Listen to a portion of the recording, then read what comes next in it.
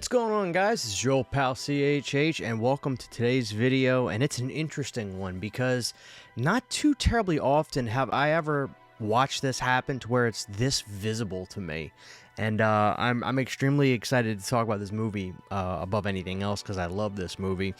But today we're talking about William Friedkin's early 80s extremely controversial film Cruising, starring Al Pacino. Now, the first time I watched Cruising was this right here. This was the Arrow Video Blu-ray that Mr. Friedkin actually did himself. Like, he approved it. It says brand new restoration from a 4K scan of the original camera negative, supervised and approved by writer-director William Friedkin.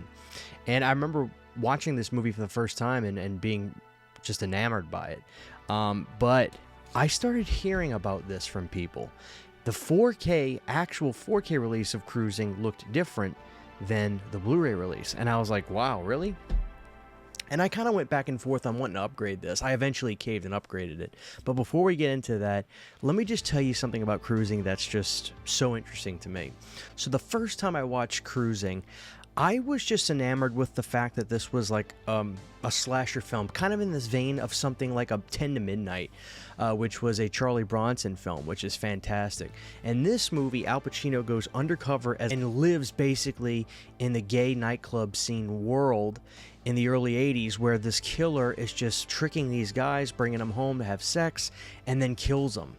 And we're not knowing who the hell is doing this. We can't get any leads. It's just one of those hidden things. They want it to be taken care of. It's a horrible thing. Al Pacino's a cop. He's in a committed relationship with a beautiful woman. He gets a job offer from his boss to basically go undercover and go into the male gay scene basically at night, going to all these clubs, these S&M joints, and basically trying to figure out who's killing everybody. Officials, the mayor and everybody starts getting really pissed, telling the chief of police, you're going to lose your goddamn job if you don't get this under control, because guys kept dying. We need somebody to figure out who's doing it. The problem is it's hard to figure out who's doing it because this is the early 80s. You got to remember, this is before they had such things as forensics, really. So again, this kind of goes back to why serial killers were way more rampant in the 70s, 80s, and even 90s, because forensics and the technology to stop these kinds of people wasn't really there yet. The important thing is this. When I first watched Cruising on this Blu-ray, I was truly enamored with the almost slasher type elements of it and kind of like the almost giallo elements of it, meaning like the murder mystery type stuff. And I loved it. I thought Pacino was great.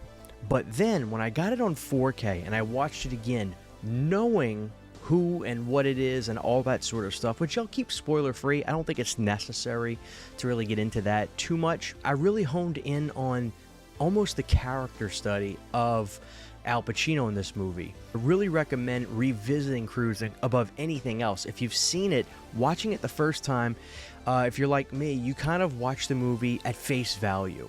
It's a murder mystery. You know, we got a cop going into the gay clubs at night and just trying to spot who looks suspicious and who's doing all this. But revisiting it, I was really enamored by thinking, is Al Pacino gay in this movie? I mean, seriously, is he gay? Is he latently gay? Does he not know he's gay? Is something repressed inside of him coming out? Because the second time watching this movie, all the stuff about the killings was just a means to an end, I felt. In this one, you really get to see a guy struggling with his sexuality. He doesn't know what he wants. He starts getting real distant with his partner, and things just start getting really interesting there. And that's what I really loved about Cruising on a second watch, is those elements, because Pacino is just magic at work in this. I mean, he is such a great actor. There's no doubt about that. But in terms of performances I've seen him do, this is one of my favorites because it's really vulnerable on his behalf.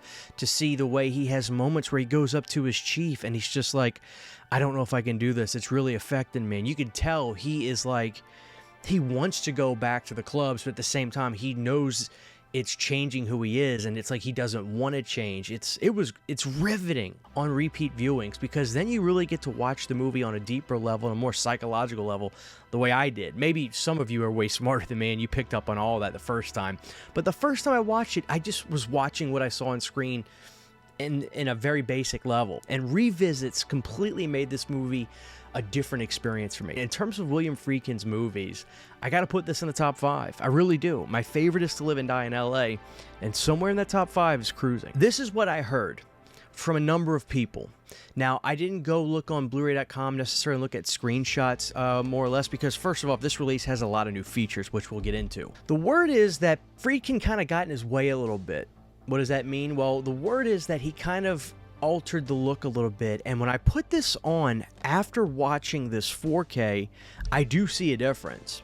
Now, whether it's a good difference or a bad difference, that's really kind of up to you, but here's what I'll say. The cruising Blu-ray definitely has this a little more than saturated look. Like when you're watching the movie, the colors are vibrant, but it almost looks a little too vibrant. Pacino's lips are really pink.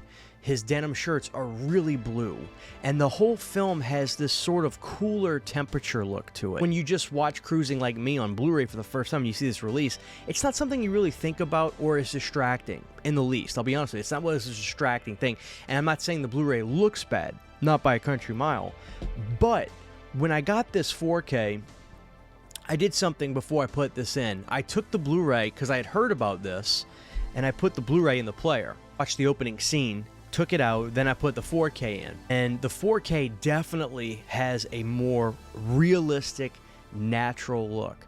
And I do like the look of the 4K better than the Blu-ray, and I'll tell you why.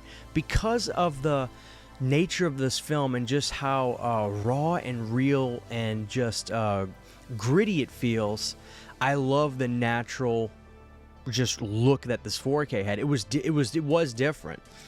So it's one of those things where Friedkin probably just decided to make this film look that way on this Blu-ray, and in the 4K, unfortunately, Mr. Friedkin's passed. Although he lived a long life, I think he was nearing 90 when he died. I think Arrow was able to just kind of, you know, take the negative and do what they wanted to with it. Right or wrong, you know, they could have just put Friedkin's pass on this on 4K, I guess, on an actual 4K disc, but they didn't. I am assuming what they did was they just did it themselves, because it says it's a brand new 4K from the original negative by Arrow Films. So I'm assuming, you know, this is not Friedkin's vision necessarily on this 4K. That's a weird thing in a sense, right? In one sense, I really respect Mr. Friedkin's ideas and the way he wants his films to look, and they are his films. But on the other aspect, I prefer the way this one looked. Mind you, the 4K is sensational. It's easily one of, if not my favorites I've seen so far this year. But yeah, it's different. It's different from this one. I'm not saying that this looks bad by any stretch. I mean, it looks really good, but this looks immensely more natural. So I definitely prefer the 4K look. Now, in terms of the release, what's really cool is, you know, Arrow's starting to do this thing where they put slipcovers over their boxes, but what's nice about this is this slipcase, I know you can't really tell, has this like leather look, and it feels really cool. And it's got a different design. Obviously, we're going with like a simple kind of like plain black look. And then on the hard case is this matte black. I'm assuming this is close to the original, original theatrical poster of Cruising. I don't like it as much, but that's what it looks like when you first get it. It has this art. I'll show you just right here. It has that art, which that might be the original. I'm not sure, but I prefer this. This artwork for the 4K case. You do get a poster, of course, on these collector's versions. And I believe, yeah, you have this poster you can have, or you can have this poster, the blue poster. The smell of their books and posters are so strong. Their material on this book is different. It's softer. It's not as hard bound. But it doesn't feel cheaper. I actually prefer this. It feels better in the hands. But it's a really well done book, as they usually are. You know how Arrow operates. But what's impressive about this is they have a decent number of new features on this. This one had some good features. They had a brand new audio commentary with Mr. Friedkin on here. I mean, a new commentary with the director was nice, but on this one, they have a whole second disc full of new features. Let's go look at that. On the first disc, we have both audio commentaries with Mr. Friedkin. We also have a brand new commentary featuring original musicians involved with the soundtrack. I Want to Be the Curator, a brand new interview with actress Karen Allen, deleted scenes and alternate footage, on-set audio featuring the club scenes and protest coverage of, clearly this movie had some protests, censored material reels, theatrical trailers, and TV spots. But on disc 2, I'll just show it to you guys because there's a lot to talk about, but there are a lot of new interviews. My favorite was the interview with Karen Allen in here. That was great, but there are a ton of new interviews in this that were so nice. So, I mean, in terms of a new upgrade release, this is a really good case scenario. The only downside to this, I wish the Blu-ray included the movie as well. If you want to watch this film, you have to have a 4K player for this, which is interesting. Usually they always have a Blu-ray available. I feel like they always did, maybe not anymore. Maybe they did do that with Demolition Man, I can't remember, but they stopped doing that. So if you want to watch the movie on Blu-ray, you have to watch it in the more cooler, kind of bluer tint that Friedkin did. So that's the only downside. If I wish they would have had that, unless they did a new version of this as a Blu-ray as well. But this is one of those upgrades that's just interesting.